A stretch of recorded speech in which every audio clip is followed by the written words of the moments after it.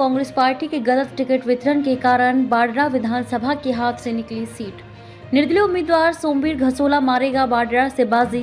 बाडरा विधानसभा से उठी मांग, सोमवीर घसोला जैसा विधायक हो हमारा। कांग्रेस बीजेपी को बाडरा हलके की जनता ने नकारा। बाडरा हलके के सर्वे की ग्राउंड रिपोर्ट मंजीत चौहान रतेरिया के साथ। हरियाणा के अंदर चुनावी माहौल चल रहा है और उसी माहौल के अंदर आप बात करें, बाडरा हल्के के अंदर खड़े हैं और बाडरा हल्का का लोगों का सर्वे क्या कुछ कहता है। यहाँ पर कुछ युवा बैठे हुए हैं तो इनसे बात करेंगे। बाडरा हल्का का सर्वे क्या कुछ कहता है। भाई राम राम रे सारा ने और ठीक ठाक सो? बिल्कुल ठीक ठाक। आपका दर्शक भी राम राम भाई। सारी चुस्की ले रहे हो है थोड़ी जगह दोगे के? आ जा भाई खड़े हो बैठ। तो भाई फिलहाल हरियाणा के अंदर विधानसभा चुनाव चल रहा है। हाँ जी भाई। तो बाडरा हल्का के बाडरा के सारे? हाँ बिल्कुल बाडरा भाई। तो क्या कुछ कहने लग रहा है बाडरा का चुनाव की बार? बाडरा का चुनाव सोमवीर घसोला, एक ही आवाज है पूरी जनता की, सोमवीर घसोला। अच्छा, तो बीजेपी और जिस तरह टक्कर बताओ तो बीजेपी और कांग्रेस की रहोगी की बार? नहीं नहीं नहीं भाई साहब, बीजेपी और कांग्रेस की कुछ नहीं है। पहले नंबर पर सोमवीर घसोला जी हैं और दूसरे पे ये कांग्रेस, तीसरे पे बीजेपी है। कोई टक्कर नहीं है। हाँ भाई, पहले नंबर पे सोमवीर घसोला है, दूसरे की लड़ाई उम्मेद पतवास और सोमवीर गगड़वास की है। यहाँ भी जो बीजेपी का बहुत ज़्यादा विरोध है, किसान बहुमूल्य क्षेत्र है, यहाँ जो बीजेपी ने अत्याचार किया है किसानों के ऊपर, उससे नाराज है जनता। और दूसरा जो कांग्रेस का प्रत्याशी है सोमवीर गगड़वास, वो भारी कैंडिडेट है और उसका जनता में काफ़ी विरोध है। यहाँ हर बार पैराशूट से कैंडिडेट उतार दिया जाता है। अब की बार बाडरा की जनता इसको नकारेगी। अच्छा, बीजेपी सरकार का एक और जो ना बड़ा दावा है, बीजेपी सरकार नु का है हमारे शासनकाल के अंदर जितना किसानों का विकास हुआ है इतना किसी का नहीं हुआ। तो भाई साहब क्यों वो दिल्ली बॉर्डरों पे जाके रो रहे थे किसान? 750 किसानों की वहाँ हत्या हुई, वो क्यों हुई बताओ? तो बीजेपी सरकार का नु भी कहना भाई वे तो किसान थे को नहीं, तो वे तो आंदोलनकारी थे। आंदोलनकारी के सारे किसान जा रहे थे। यह बात बता, बीजेपी सरकार ने यह बात नहीं कही बीजेपी के भाई वे किसान नहीं है, किसान खेत के अंदर है, वे आंदोलनकारी है। सारे किसान जा रहे थे। बीजेपी तो मतलब अपना ये मुद्दा बना रही थी कि इनको आतंकवादी ऐसे बोल रही थी, तो उससे हमारे सारे किसान भाई तो गए हुए थे। बीजेपी के कहने से थोड़ी होता है। अच्छा, किसानों के लिए जो बीजेपी सरकार योजनाएं लेके आई है, वे मतलब उनका ये भी कहना है भाई वे किसान हित की योजनाएं लेके आई। कौन सी योजनाएं लेके आई? पीएम किसान की बता रहे हैं और किसान जो मुआवजा राशि की बता रहे हैं। हरियाणा के अंदर किसानों का खाली विकास हुआ है तो लुहारू के अंदर हुआ है और क्षेत्र में नहीं हुआ है। अच्छा, बाकी और कहीं नहीं हुआ? और कहीं पे भी नहीं हुआ है। जो लुहारू में मुआवजा है ना वो कहीं नहीं है। बाकी पूरे मैं बाडरा हल्का का हूँ, हमारे तो मुआवजा है ही नहीं। जो भी ये पीएम वाली है, अब किसान हमारा बाप दौड़ तो पढ़े ही उन्होंने ये सौदा करवाना भी को नहीं आऊँ भाई, केवल लेकिन सारा किसान पढ़े लिखा थोड़ी ही। अच्छा, बीजेपी सरकार यह भी कहना भाई हमने 26 फसलों पर एमएसपी लागू कराया है। वो एमएसपी से हमारे इतने किसान भाई पागल थोड़ी थे, जो सारा मतलब उन्होंने जोड़ निकाला तो उससे नुकसान ही था एमएसपी से, मतलब वो जो लागू की, तभी हमने वहाँ धरना दिया था जाके। इतने किसान भाइयों ने मतलब इतने किसान भाई पागल अकेली बीजेपी सरकार के मतलब दो, वो अमित शाह और मोदी, वो मतलब शाना भाई। तो भाई बीजेपी सरकार में विकास हुआ नहीं हुआ किसानों का? बीजेपी सरकार में विकास हो भाई साहब, लेकिन लुहारू में हो या सच्चाई किसान हित में। अच्छा, किसान हित का सिर्फ लुहारू में विकास? लुहारू में होया जो और कितने को नहीं आया है। हाँ भाई, लुहारू में जितना विकास हुआ ना कहीं ना लुहारू में हुआ है, ये मान सकते हैं। बीजेपी ने लुहारू में जो कृषि मंत्री जेपी दलाल उसने बहुत फायदा किया, लेकिन खाली लुहारू में। लुहारू से 10-12 किलोमीटर पे बाडरा है, बाडरा में नहीं हो। हाँ भाई, एक बात और कहा भाई, न्यू के हाक भाई पैरासूट थी कैंडिडेट उतारा जाए तो यह गलती भाई उनके जब पैरासूटा तो उतारी उनकी गलती को नहीं, यह गलती है हमारी जनता की। आक उसने बाहरी देख की मतलब एकदम उसने टूट पड़ी है उस ऊपर। इब का जनता मतलब थोड़ी बहुत बुद्धि आ रही है, इब का पैरासूट वाला बाहर नहीं भगावांगा, जड़ता है था उड़े ले जाए टेकांगा भाई। तो ये इतने भाई ये सारे घसोला के सारे तो भाई कांग्रेस तभी उम्मीदवार अपना तो रहे। हाँ, तो कांग्रेस ने बड़ा होता था लोहारू की जनता जी लोहारू 3 बार क्यों हरा में भाई न्यू बता रहे इब कल हरा है पश्चिम महाराष्ट्र टेक गया बोधा भाई यो कांग्रेस ने टेक के बंसीलाल को हो गए भाई चल बंसीलाल किसानों के हित में था उनका जमाई रह गए भाई जदि यो आड़त छोड़ गया इब मतलब बड्डो नाम रह गयो राहुल गांधी सोनिया गांधी तीन मारो सर्वे हो मतलब बहुत बार भाई सोमवीर घसोल्ला को 80% से 85% सर्वे में हम सबसे ऊपर रहे और फिर भी हमें बताओ टिकट नहीं देगी हम। और सोमवीर घसोल्ला भाई साहब ने तो ये बोला था कि 60-65 कैंडिडेट थे जिन्होंने नामांकन पत्र भरा था कांग्रेस से, मतलब उनको एक को भी टिकट दे दो मैं तन मन और फुल धन से उनकी सपोर्ट करूंगा, जो भी मुझसे सपोर्ट होगी वो। अब बताओ मतलब वो बारवाड़ा आते ही तो हमने फैसला लिया कि हम अपने मतलब सोमवीर घसोल्ला भाई साहब को इलेक्शन लड़वाएंगे।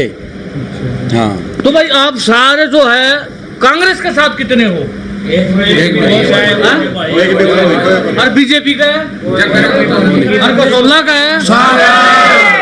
तो बस लगातार जो आप देखने लग रहे हो यहाँ अगर पूरे हरियाणा की अगर बात करा तो लगातार कांग्रेस की जो गलत टिकट वितरण के कारण कांग्रेस को भारी नुकसान होने के लिए जा रहा है और इसमें बहुत बड़ा नुकसान भी हो सकता है। जिस प्रकार यहाँ बारडा की चुनाव की बात करा तो निर्दलीय उम्मीदवार सोमवीर घसोल्ला जो है सबके ऊपर भारी पड़ते नजर आने लग रहे हैं। और अभी आए दीपेंद्र हुड्डा आए थे यहाँ माइनिंग के काम से कम 35 घरों का रोजगार चलता है और खुलेआम हुड्डा परिवार धमकी देके गया है कि 8 तारीख को हम माइनिंग बंद कर देंगे। तो हम बेवकूफ़ तो है नहीं, उसकी इशारों पे चलेंगे। वो पीछे भी उसने क्या किया था, अपने रिश्तेदारों को माइनिंग दिला दी राजस्थान में और हरियाणा की माइनिंग बंद करवा दी, जिससे पत्थर सारा राजस्थान से आ रहा था। अपने रिश्तेदारों को मजबूत किया उसने। और यहाँ जो दादरी में जो करेसर व्यवसाय है ना, उससे 35 घरों का रोजगार चलता है। और एक बात और भाई साहब, अगर दीपेंद्र हुड्डा ही आ गया 10 साल सीएम रह गयो अड़े कलानौर त्यागन लगड़ा भारत पाकिस्तान बना दियो तो कलानौर त्यागन पाकिस्तान में आ गया ईब आ गया उसने आग भाई जगह पा गई पहली को नहीं आकी देखो आ गयो पाकिस्तान पर को बना रखो बारडोल को। नमस्कार अंकल जी, फिलहाल हरियाणा के अंदर विधानसभा चुनाव जो जोरों पर चल रहे हैं और आने वाली 5 तारीख को मतदान होने हैं, तो उससे पहले हम अगर बात करें चरखी दादरी विधानसभा की, क्या कुछ माहौल है चरखी दादरी विधानसभा? चरखी दादरी में कांग्रेस का ज़्यादा माहौल है जी, बीजेपी का कोई वो कैंडिडेट भी उठाओ चुल्ला है उसका, तो कभी किसी पार्टी में चला जाता है कभी किसी पार्टी में चला जाता है। कांग्रेस से कौन उम्मीदवार? कांग्रेस से मनीषा सांगवान, डॉक्टर मनीषा भारतीय जनता पार्टी से भारतीय जनता पार्टी सुनील सांगवान, सतपाल सांगवान का लड़का। अच्छा, तो आपके हिसाब से अगर माना जाए तो कांग्रेस हाँ हैवी है? हाँ, कांग्रेस एक तरफा माहौल है कांग्रेस का चरखी दादरी के अंदर, और मनीषा सांगवान ही माहौल बनेगी 101%। सतपाल का कुछ नहीं है। तो उसी भी तो हरियाणा सरकार ने बड़े बड़े दावे किए हैं, वो झूठे दाव कर रखे को लागू तो नहीं है सरकार ने, कोई कह दिया 500 रुपये में सिलेंडर मिलेगा न्यू मिलेगा, वो कोई लागू तो कोई नहीं कराया है। नहीं बताओ को लागू है हो तो जब तो कुछ वो चले भी नहीं बता। तो ताऊ जी चरखी दादरी के क्या कुछ माहौल कहने लगे? चरखी दादरी का माहौल एक तरफा है, हमारे 7-8 गांव पड़ते, 8 गांव में से 5000 की लीड जो है रोहतक रोड से वहाँ से भी लीड लेके चलेगी मनीषा। इधर सांगवान जो है इधर से कम 25 से 22,000 की लीड लेके आएगी। एक तरफा माहौल है वहाँ।